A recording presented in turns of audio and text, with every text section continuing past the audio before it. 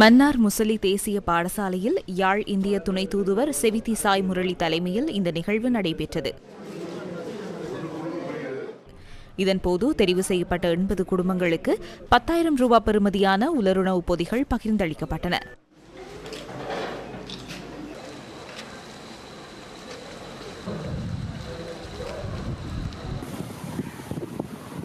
அத்துடன் மன்னார் அல்-அசார் தேசிய பாடசாலையிலும் ஹஜ் பெருநாளை முன்னிட்டு உலருணவுப் பொருட்கள் இன்று பகிர்ந்தளிக்கப்பட்டன.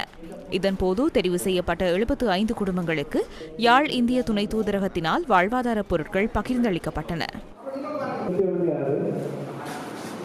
இந்திய அரசாங்கம் தந்திருக்கு, அவங்க கஷ்டத்தில் இருந்தவங்களுக்கு இப்படி தந்ததுக்கு அவங்க நல்லா இருக்கும்.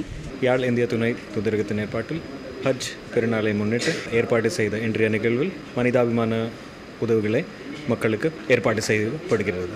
எனது மன்னார் மாவட்டத்தில் எனது முதல் வருகை. தொடர்ந்து இதுபோல் பல நிகழ்வுகளை ஏற்பாடு செய்யப்படுகின்றது என நம்புகிறேன்.